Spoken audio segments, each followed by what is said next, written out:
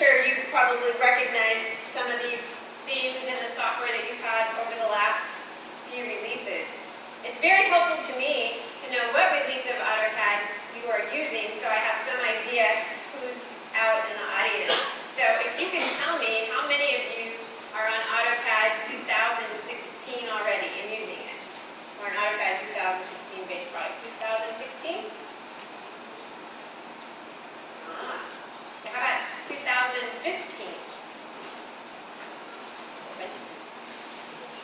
2014? 2013? Be proud. Okay, 2012? Look at right there now. 2011, I'll just keep going. 2011, a couple of you. 2010. Nice. Okay, good. All right. So most of you are on. Looks like most of you are in 2015 and maybe 14, and not as many of you have upgraded. So maybe I'll convince you otherwise. So with this release, they actually took a look at a lot of user requests and wishes, specifically the AUGI wish list. Do you know AUGI? Autodesk User Group International? AUGI? I don't know if they have a Korean version of their website. So AUGI, somebody said something funny. So AUGI is a great organization, and every year they take a poll on things that people want put into AutoCAD, and then Autodesk takes a look at the list, specifically the top 10 at least, and then they try to put as many of those wishes into the product. So this release, there were a lot of user requests that were put into the product.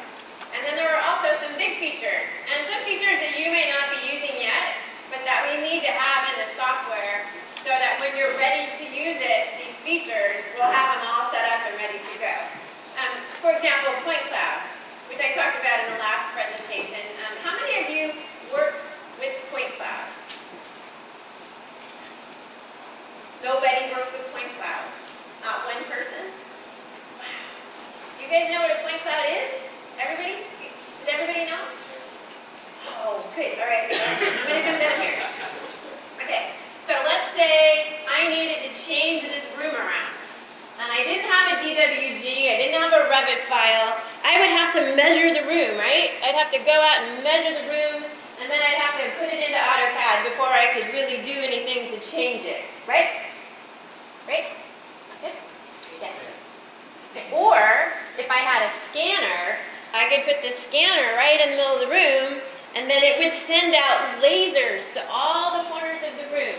And every time it ran into something, it would grab that point. Every single place it would grab the X, Y, Z coordinate and would make a point. That's why they're called point clouds.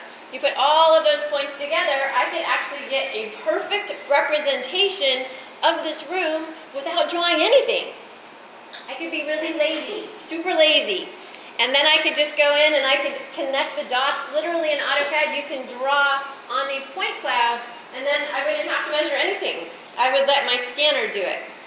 So scanners right now are kind of expensive. That's probably why not too many people raise their hands. Actually, nobody raised their hands. So scanners are expensive, but as time goes on, scanner prices will come down. And we're also seeing some of that technology that I showed in the last session. We can take pictures now. And we can actually take those pictures and put them together and make a model. So that technology is going to get smarter, scanners will get less expensive, and more of you will work with these point clouds, I promise. So, we won't spend a ton of time on point clouds though, because nobody raised their hands. But we need to put that technology in the software for when you're ready, all right? And since I'm talking a little bit about point clouds, there is a software program that's free that Autodesk has as part of our consumer products that was briefly talked about yesterday called 123D Catch. Has anybody tried that?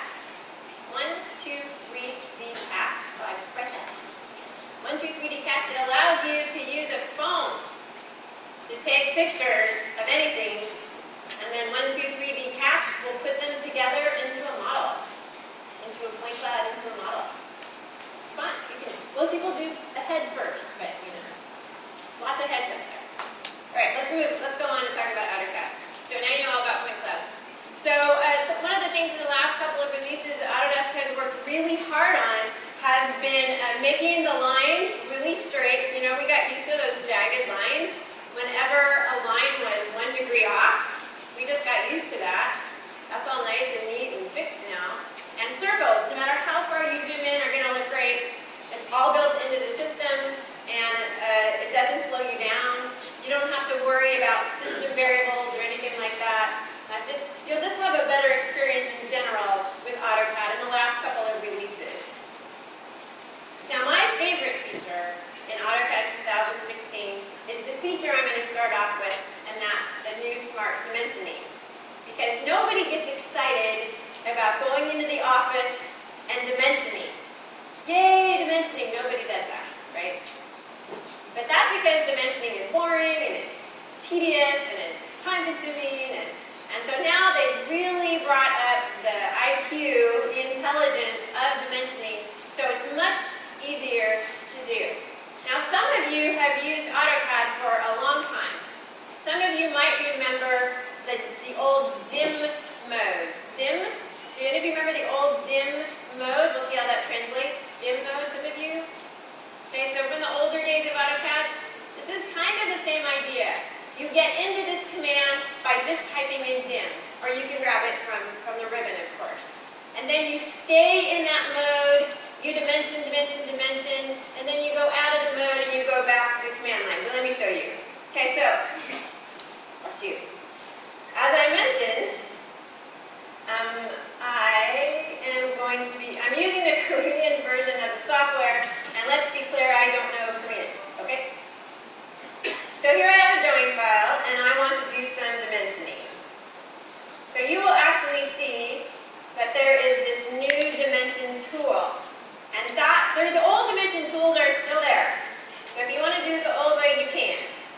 But I'm going to try to convince you to use the new dimension tool, because that is this one-stop shop that will help you get your dimensioning done really, really fast. And before I go in and use that tool, I also want to show you that there is a new option, I love this, where you can pick a layer that all of your dimensions go on. So you don't have to worry about setting your current layer before you do dimensions. However, this new layer setting only works if you use the new dimensioning tool. Okay? If you use the old tools, it doesn't work. Only with the new tool. So you can set a current layer here. There's actually a command, I'm sorry I don't know this in Korean. There's a new command called dim layer, where I can actually type in the name of any layer I want, and it will add it, and it will make that my layer for my dimensioning. So that saves me time.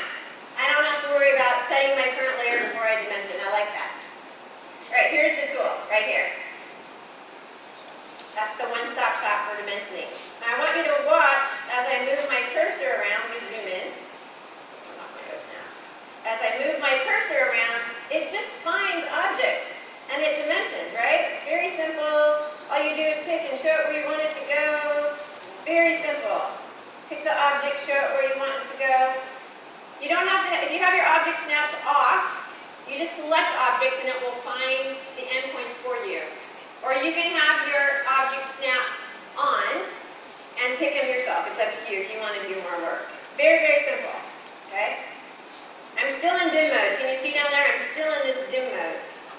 Maybe I want to do angular dimensioning. No problem. If you pick two objects which are not they're not parallel, you will actually see that it will allow you to do angular dimensioning. Very simple.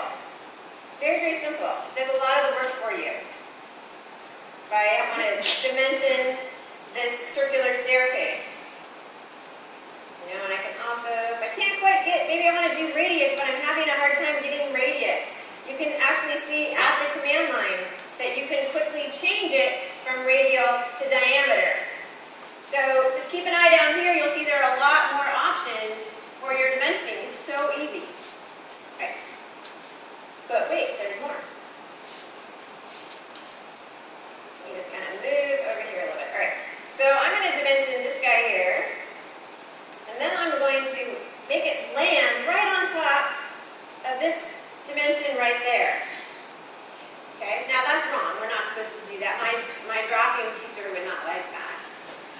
take a look at the command line, you can see that I have a few extra options available to me. If I say I want to move it, I'll come down and I'll click so it's more obvious to you to move it. You'll see that it moved the original one away from the one that I just clicked on there. So it will make sure they don't land on top of each other. Let's do another one. Let's come over here and pick this. I get the same options again. And maybe I want to actually have it split that dimension up. And now it did a continue dimension all the way across, and it brought my new dimension in there. Nice. Also nice. So it does a lot of that automatically for you, which means it's going to save you lots of time. So I don't have time to go into all of the ins and outs of the dimensioning, but just realize it's so much easier. You really should try using it and not using the old way of dimensioning. Okay, and I also want to mention, if you want to undo the last dimension, do it while you're still in this dim mode. You can see there's an undo, right? I can undo the last one. If you go out to the command line and you do an undo, guess what happens? It undoes all of the ones that you just did. Okay, because it's like one big box of dimensions. So when you go out to the command line and you do an undo, it undoes them all. So you could redo and put them back. You'll all learn this the hard way, just so you know, just like I did. But it's a great command, fabulous command. Okay, so a big wish list request. This is this next feature. Let me just come in here and double click on this. And type in Augie, that's the Autodesk User Group International wish list. And a big wish list request is to be able to control, how many lines your dimensions were by using that slider bar. You kind of see that. So that's a big wish list request that they put in. Tiny little thing, but a lot of people wanted it, so it's good for them. All right, so that's dimensioning.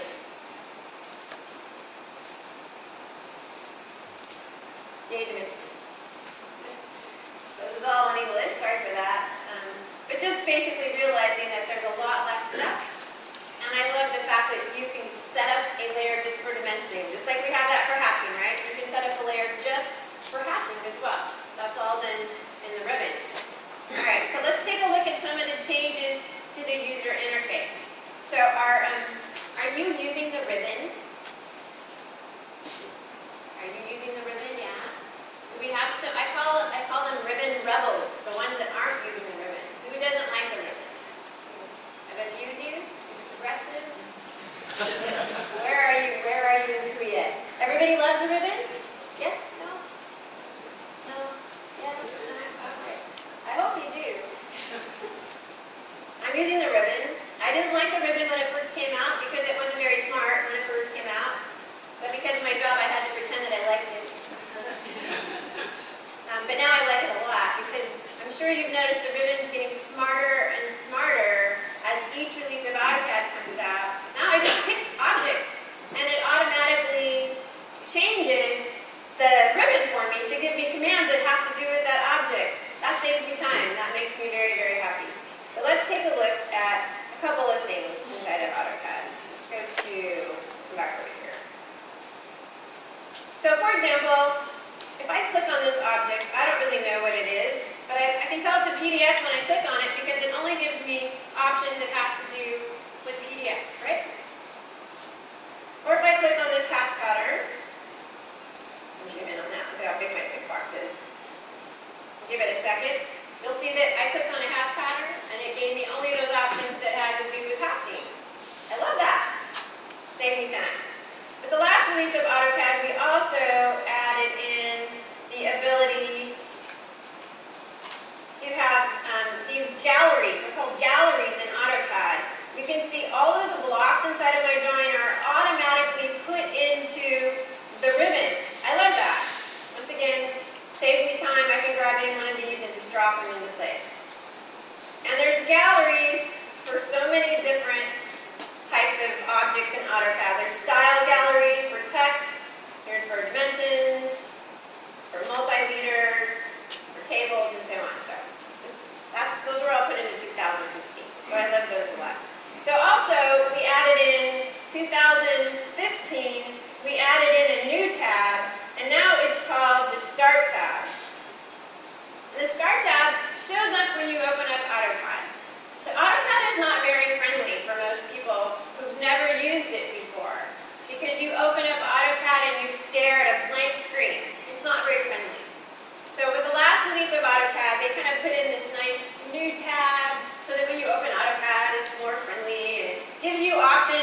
start a new drawing or to open existing ones. Here's all my ones I've been working on recently. It's very friendly. If you don't like it, you can turn it off. There's a system variable to turn it off. I'll show you that when I go back to the PowerPoint. You can turn it off for deployments in the latest release of AutoCAD. But one thing I really love is there is a tab for learning. And every single day, that's what they told me, I haven't tested them, but every single day, they're supposed to put in a new tip to help you learn a little bit more about AutoCAD. There's videos to help you also find out about the new features, but I love the tips. You're sitting around, just jump over there and maybe you'll learn something new about AutoCAD, so I do like that part. And then a couple of other things. Let me go over to just the one that has all the 2 seconds here. Nothing in this drawing, of course. But there are a bunch of layouts in this drawing. We also added in the ability just to hit the plus so that you could very quickly add in new layout tabs. The old ones are in English and the new ones are in Korean. If you get too many, you've got these arrows down here, right? Of course, you can view them all. You can move them around. You can grab them. Sometimes it takes a bit. Move them around any order that you want. You can even move them. If you take a look, you can see those dots. It allows you to move them before and after if they don't all fit on the screen. Some of you don't want the layout tab on the same level as the status bar. I like it because it gives me more room for my drawing. But if you don't like it that way, in 2016 they allowed you an option so that you can put it above the status bar. That makes you happier. For me, it takes up too much room. So I'm going to put it back. Just so you know, you have some control over the user interface. So a couple of other things that they added in which I absolutely love. Let's say I'm trying to find a command in the ribbon. This is for those of you who don't like the ribbon. And you switch over to the ribbon and you can't find a command. You can type in any command. I'll type in ISO drop. I don't know if any of you know that command or not. Takes you to the help file, right?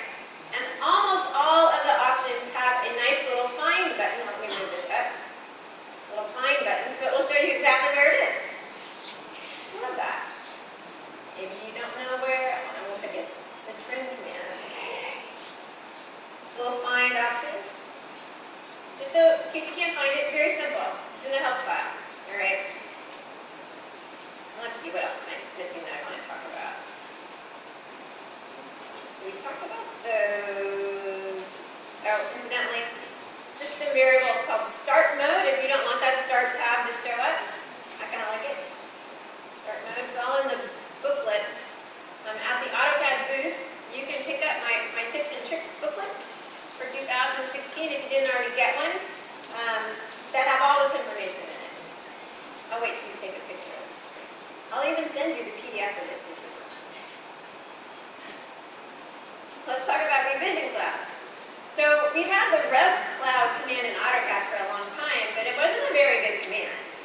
It was okay to draw with, but when it came to editing, it was not a very good object. It was very hard to edit, and the arcs would go all over the place, and so they took another look at the rev cloud command, revision clouds, which most of us use, right? A lot of us use them, and they made them much easier to work with. Let's take a look. And I'm sure it's much easier for you when I'm in the product and it's in Korean than when my PowerPoint's in English.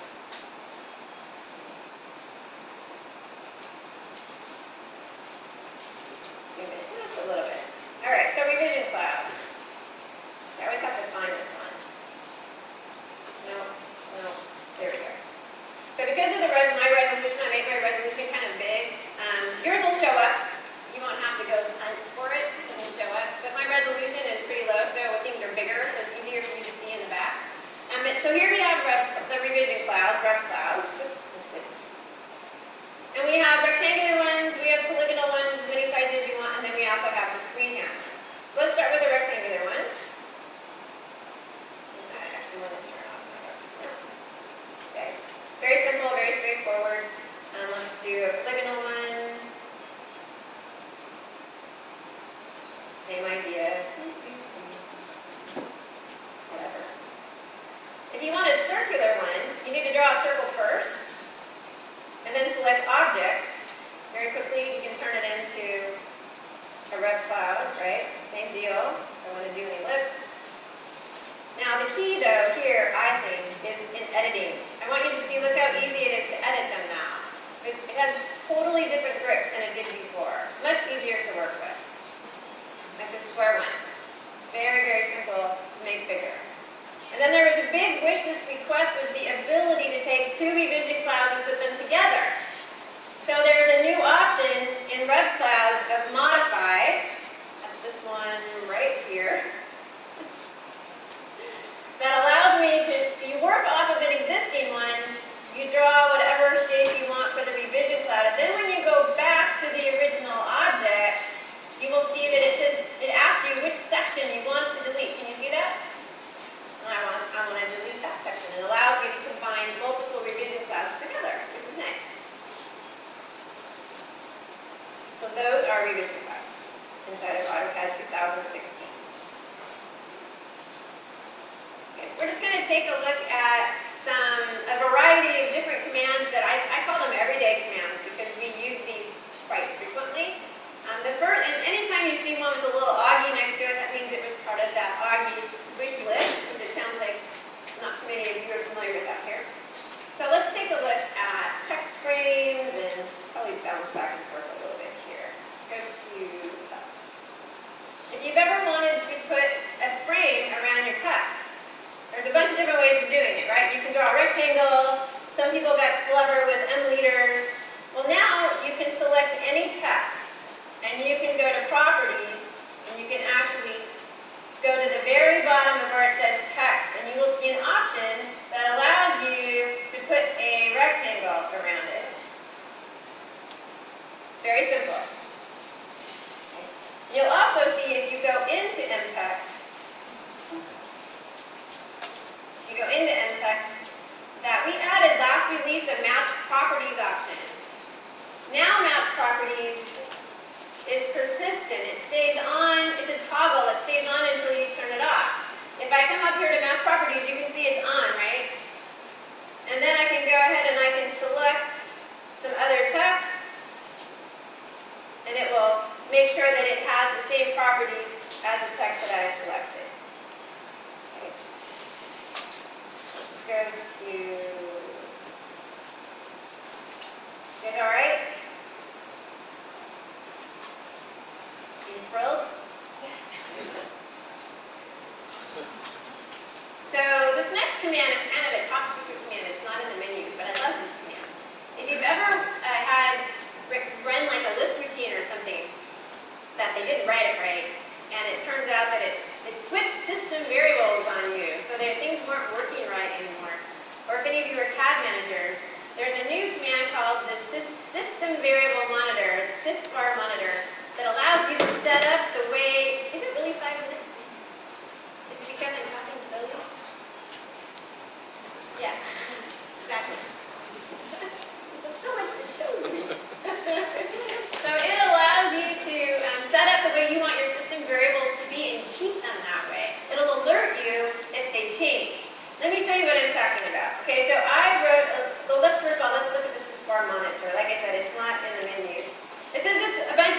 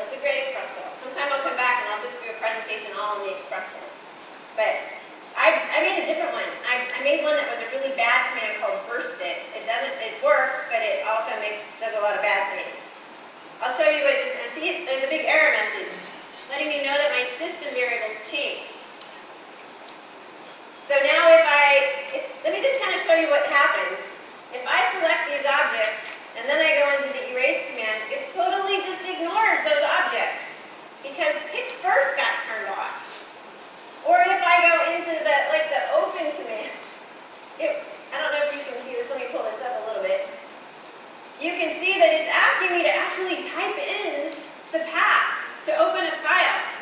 That's because file dia got turned off. So a bunch of bad things happened in that list routine. So, no problem, I can come up here, I can click on this little line in the bubble. It will take me back into the system variable monitor. It's supposed to. That was because I was in a command.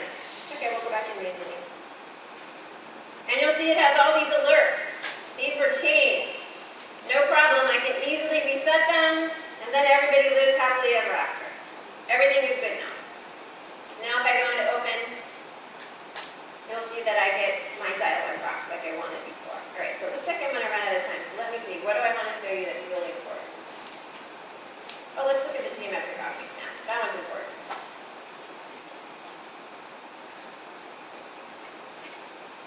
So we have a bunch of object snaps. If I wanted to find the center of that triangle, I haven't had an object snap that would let me do that. Or the center of that polygon. I have to draw construction objects. So now there is a new object snap, let me turn my object snaps on, called geometric center. So it takes a look at closed objects and finds the geometric center of that closed object. So now, if I go into the, let's see, I go into like this, the line command, for example, stop that. You can see as I move my cursor, can you see that it has a new glyph? It's like an asterisk that shows up. That shows me the geometric center over there. Or if I come down here, you'll actually see it shows me two centers, right? It shows me the center of the arc, and it also shows me the geometric center of the whole object. So that's a nice addition. That means you don't have to do as many, construction lines as you used to have to do. So I don't have time to go through all of these since I already got the mean notice, but just a couple of other things. You will find if you are moving large selection sets. I'm going to show that to you. Why should I explain it when I can just show it to you?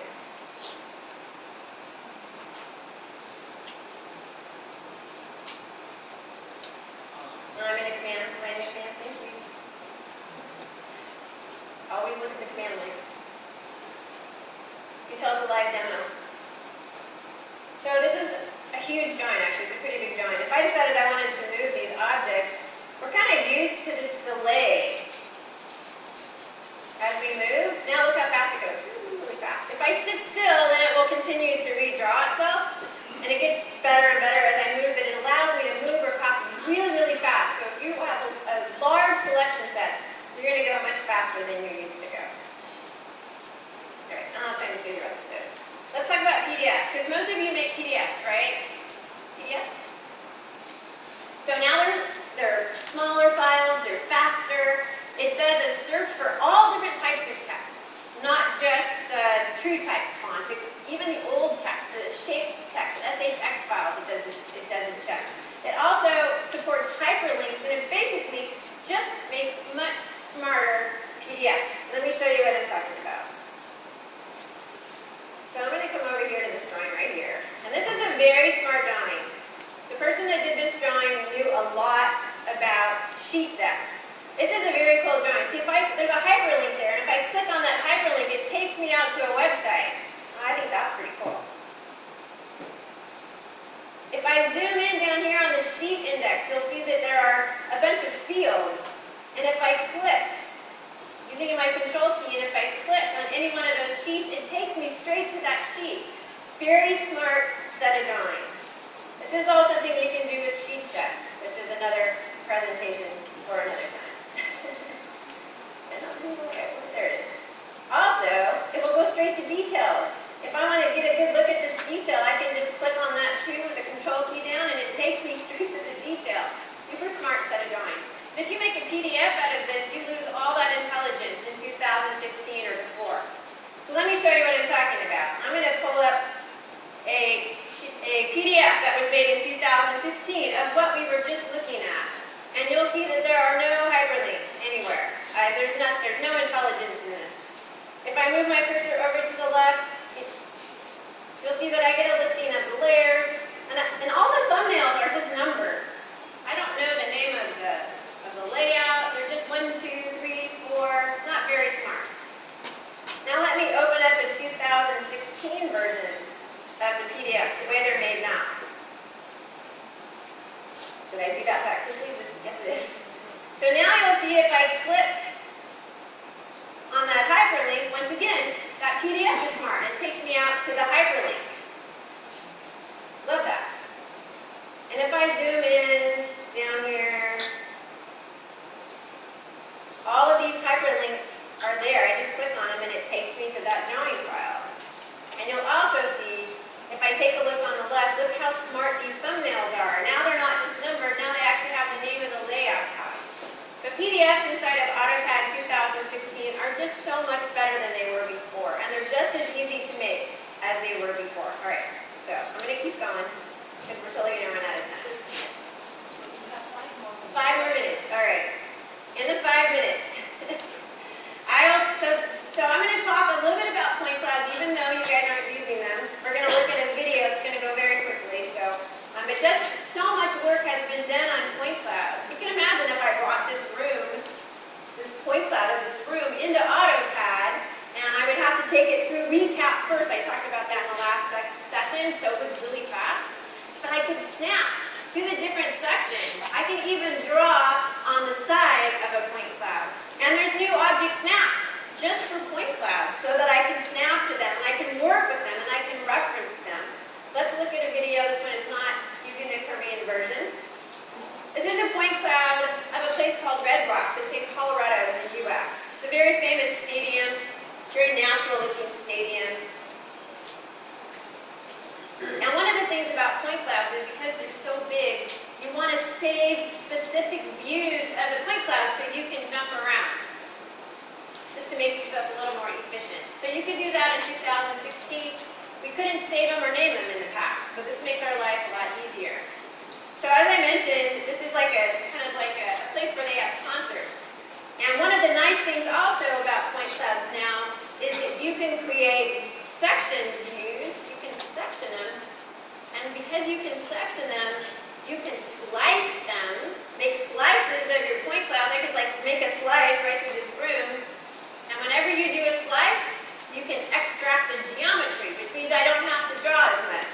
So right here, she is slicing it, deciding how wide that slice is, and then she's asking AutoCAD to find the geometry and make geometry from the slice. That's actually a huge deal. You guys make your point clouds, you're kind of like, yeah, whatever. It's a big deal.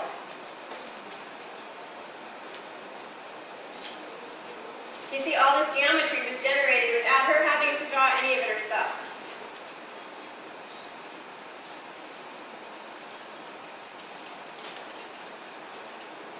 So now we're going to go back over to the other part of the point cloud. And you'll see how we can actually draw on the side of the point cloud. Here she's showing the transparency aspect. You can make point clouds transparent so they don't get in your way. Here we go. Here's the rest of it. So you turn the regular object snaps off. All your object snaps are off. You turn dynamic UCS on, and you can just draw on the side. I could draw on any one of these walls if I had a point cloud of this room, and I could draw all of these tiles or mirrors or whatever. Can you see the objects? Very easy to draw on them. And then she's going to show how using some of the object snaps, you can draw some more lines, and eventually to create a nice, beautiful sweep just from this point cloud.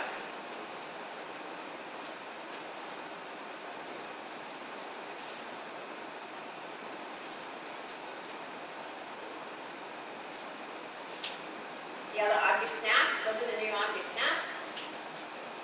And now we'll do a very fast sweep.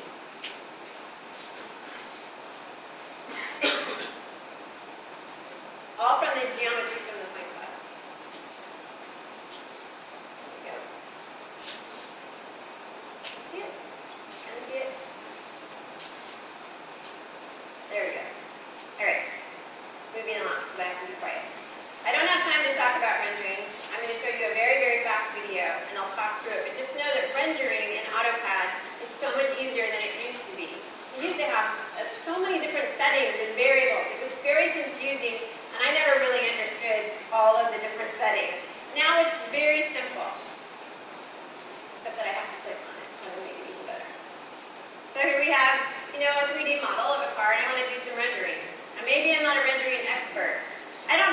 can you see these options, which are in English? Coffee break quality, that means like 10 minutes. Lunch quality, maybe you have an hour. Or overnight quality, many hours. So I can decide how much time I have and how great of a rendering I want it to be. These are all the options you need to know. There used to be a huge dialog box with so many options, it was very intimidating. Now it's very simple. You want it high level, low level, very straightforward. You can save your favorite settings and it will show up by default in that drop-down list. And they also added in these image-based lighting environments,